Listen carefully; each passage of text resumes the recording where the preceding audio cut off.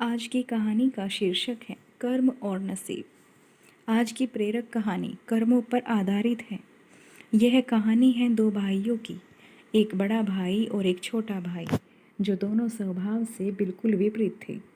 बड़ा भाई मानता था कि लोगों की मदद करनी चाहिए, सेवा भाव रखना चाहिए, सबसे अच्छे से पेश आना चाहिए, जब जब मौका मिले दान देना चाहिए। छोटा भाई मानता था कि जीवन एक ही बार मिलता है, इसलिए उसे खुलकर जीना चाहिए, जो भी मन हो वह करना चाहिए, जिसमें अब खुशी मिले वह हर काम करना चाहिए। दोनों भाई अपनी अपनी मान्यताओं के हिसाब से अपना जीवन व्यतीत कर रहे थे। बड़ा भाई जो भी कमाता उसमें बड़ी मुश्किल से गुजारा कर पाता था, क्योंकि वह जब भी मौका मिलता दूसरों की मदद किया करता, सत्संग सुनने जाता, मेडिटेशन करता, वो जितना हो सके उतना सादा जीवन जीने की कोशिश करता। छोटा भाई गलत रास्ते और गलत तरीके से ज़्यादा धन कमाता और अपनी इच्छा पूरी करता, जितना संभव हो सके उतनी ऐश किया करता था। बड़ा भाई अक्सर अपने भाई को समझाने की कोशिश करता कि वह अपने जीने का तरीका बदल दे, वो जो कर रहा है वे अच्छे कर्म नहीं हैं। लेकिन छोटा भाई उसकी एक न सुनता और उल्टा बड़े भाई को ही अपना जीने का तरीका बदलने के लिए कहता। वे दोनों ही एक दूसरे की बात माने बिना अपने अपने तरीके से जिंदगी जीते रहे। एक दिन बड़े भाई को घर लौटते वक्त रास्ते में चप्पल में कील घुस गई, जो चप्पल को चीरते हुए उसके पैर में घुस गई। उसे बड़ा दर्द हुआ। दर्द इतना ज़्यादा था कि वह ठीक से चल भी नहीं पा रहा था, लेकिन फिर भी जैसे तैसे लंगड़ाते दर्द सहन करते अपने घर तक पहुंच गया। घर पहुंचने के बाद उससे बिल्कुल भी खड़ा नहीं हुआ जा रहा था। उसे बहुत प्यास लग रही थी, लेकिन दर्द इतना ज़्यादा था कि वह पानी का गिलास लेने तक की हिम्मत नहीं जुटा पा रहा था। इसलिए अब बड़ा भाई छोटे भाई के आने की राह देखने लगा। थोड़ी देर बाद छोटा भाई घर आया। उसके चेहरे पर बड़ी सी मुस्कान थी। वह बहुत ज़्यादा खुश लग रहा था। छोटे भाई को देखते ही बड़े भाई ने उसे पानी मांगा। छोटे भाई ने ठंडा पानी बड़े भाई को पिलाया और उसे क्या हुआ उसके बारे में पूछा। बड़े भाई ने बताया कि उसके पैर में कील घुस गई है। छोटा भाई बड़े भाई से बोला, देखिए आप इतना सादा जीवन जीते हैं, बदले में आपको क्या मिला? यह देखिए मैं कितना खुलकर जीता हूँ, इसलिए आज मुझे रास्ते में यह हीरे का हार मिला है।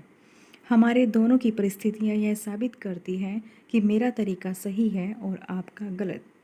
बड़ा भाई बड़ा परेशान था, फिर भी वह छोटे भाई को समझाने लगा कि नहीं, उसी का तरीका सही है। बड़ा भाई कह रहा था कि तरीका मेरा ही सही है, कुछ गड़बड़ है। इसलिए हम ऐसा करते हैं कि कल हम दोनों ज्योतिषी को अपनी अपनी कुंडली दिखाएंगे, वही बताएगा कि क्या दिक्कत है। वह जिस ज्योतिष की बात कर रहे थे वह बहुत बड़ा जाना माना ज्योतिष था। उसकी कोई भी भविष्यवाणी गलत नहीं होती थी। छोटा भाई हीरे का हार मिलने की वजह से बहुत खुश था, इसलिए वह भी बड़े भाई के पास जाकर कुंडली दिखाने के लिए राजी हो गया। अगले सुबह दोनों भाई अपनी अपनी कुंडली लेकर उस ज्योतिष के पास पहुंच गए। बड़े भाई ने अपनी कुंडली ज्योति को दिखाई। उस कुंडली को देखते ही ज्योतिषी बोला, बाप रे बाप, किस अभागे की यह कुंडली है, यह तो अब तक मर गया होगा। बड़ा भाई कुछ भी नहीं बोला और फिर छोटे भाई की कुंडली ज्योतिषी को पढ़ने के लिए दी गई। उसकी कुंडली देखते ही ज्योतिषी खुशी से बोल पड़ा, यह बहुत अच्छी कुंडली है, इसमें तो राजयोग लिखा है, यह जरूर अब तक मंत्री बन गया होगा। दोनों कुंडली दिखा देने के बाद दोनों भाइयों ने ज्योतिषी से कहा, यह दोनों कुंडली उनकी हैं और आपकी भविष्यवाणी गलत है, क्योंकि नहीं तो बड़ा भाई अब तक मरा है और ना ही छोटा भाई मंत्री बना है।